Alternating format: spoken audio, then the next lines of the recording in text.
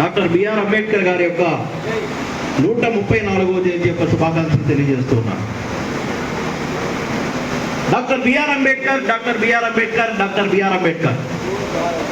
April 14 వస్తే ఈ పేరు ప్రతి గ్రామంలో మారుమోగిపోతూ ఉంటుంది. ఆయన గురించి మనం మాట్లాడుకోవాలనుకున్నప్పుడు చాలామంది చాలా విషయాలు చెప్పారు. కానీ నేను మాత్రం బడి, గుడి, బాబాసాహెబ్, భారతదేశం, ఈ 4 అంశాల గురించి 2 నిమిషాలు మాట్లాడతాం. ఏ బడిలోకైతే ఈ భారతదేశంలో నువ్వు అంటరాని వాడివి, నువ్వు చదువుకోవడానికి అవకాశం లేదు. నువ్వు అంటరాని వాడివి, నువ్వు లోపలికి రావడానికి అవకాశం లేదు. నువ్వు అంటరాని వాడివి, నువ్వు బయట కూర్చొని మాత్రమే చదువుకోవాలని చెప్పారు.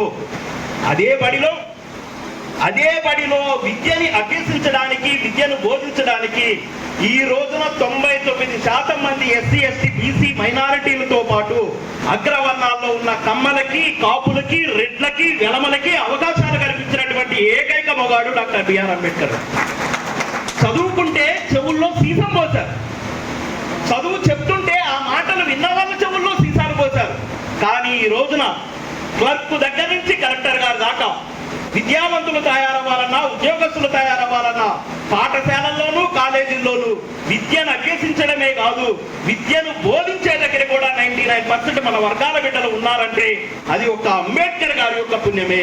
అంటే ఒక వ్యవస్థ నేను దూరం పెట్టినప్పుడు ఆ వ్యవస్థ మీద మళ్ళీ తిరిగి ఏ విధంగా అజమాయిషి సాధించాడో చూడండి. మనిషి లేడు ఇప్పుడు, కానీ ఆ మనిషి అజమాయిషి విద్యా వ్యవస్థ మీద ఉండిపోయింది. ఇక రెండవది గుడి. ఊర్లోకి నువ్వు రావద్దన్నారు, ఊర్లోకి వచ్చిన గుడి దాకా నిన్ను రావద్దన్నారు. గుడిలో నువ్వు అడుగు పెడితే గుడిలో ఉన్న దేవుడు కూడా మలినమైపోతారు అన్నారు. అది ఏ మతమైనా, హిందూ మతమైనా, క్రైస్తవ మతమైనా, ఇస్లామిక్ మతమైనా, బౌద్ధులైనా, జైనులైనా, సిక్కులైనా, పార్సీలైనా, ఈ భారతదేశంలో వేల మతాలు ఉన్నాయి. ఏ మతం కూడా దళితులని, శూద్రుల్ని మీరు దేవాలయాల్లోకి రావద్దు, దేవుళ్ళను ముట్టుకోవద్దు, దేవుళ్ళు మలినమైపోతారన్నారు. కానీ ఈ రోజున భారతదేశంలో నువ్వు ఎవరినైనా మొక్కొచ్చు, ఏ చెట్టునైనా మొక్కొచ్చు, ఏ పుట్టనైనా మొక్కొచ్చు, ఏ రాయినైనా మొక్కొచ్చు. ఈ మైకును కూడా మొక్కేటువంటి హక్కునిచ్చాడు డాక్టర్ బిఆర్ అంబేద్కర్ గారు. అంటే దేవుణ్ణి కూడా శాసిస్తున్నాడు. చనిపోయాడు, చాలా రోజులు అవుతుంది, కానీ నాకు గ్రంథం ఉంది, నేను హిందువు దేవుణ్ణి పూజిస్తాను, నా గ్రంథం ప్రకారం నేను ఈ దేశంలో బతుకుతానంటే కుదరదు.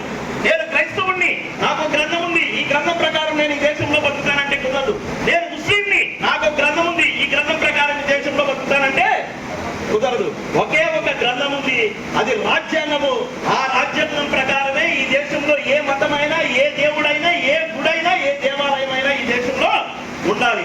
రాజ్యాంగానికి వ్యతిరేకంగా ఏ మతం కూడా ఈ దేశంలో ఉండేటువంటి అవకాశం లేదు. అంటే ఏ గుడిలోకైతే నిన్ను రావద్దన్నారు, ఏ గుడిలోకైతే నిన్ను రావద్దన్నారు, ఏ దేవుణ్ణి నువ్వు తాగితే దేవుడు మలినమైపోతాడన్నారు, ఆ దేవుళ్ళను కూడా శాసించే స్థాయిలో డాక్టర్ బిఆర్ అంబేద్కర్ గారు ఎదిగారు.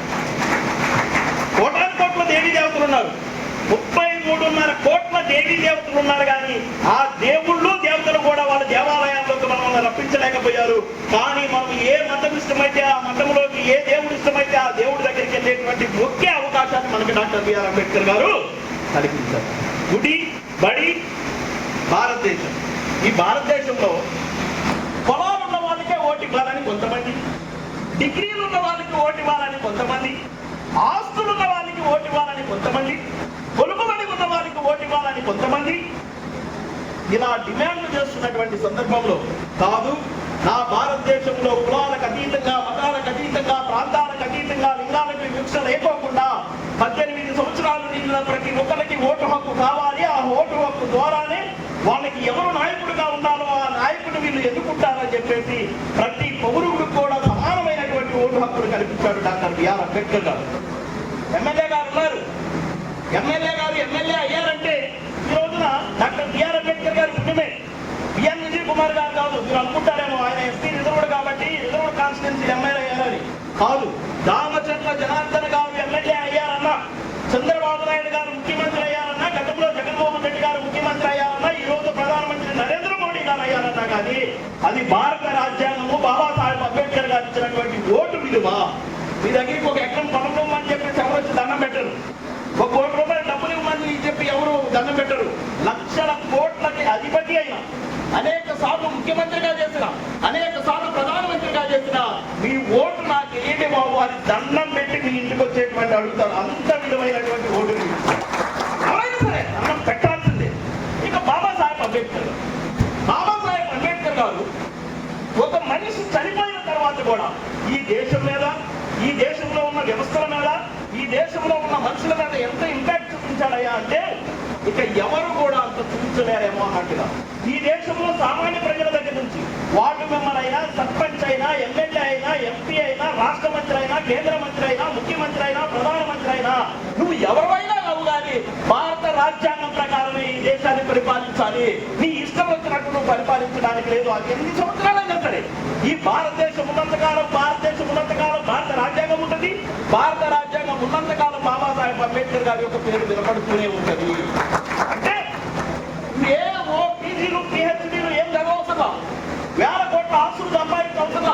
డాక్టర్ బాబాసాహెబ్ అంబేద్కర్ గారి గురించి తెలుసుకోండి, ఆయన గురించి అధ్యయనం చేయండి, మీ పిల్లలకు కూడా ఆయన పుస్తకాలు చదవమని చెప్పండి.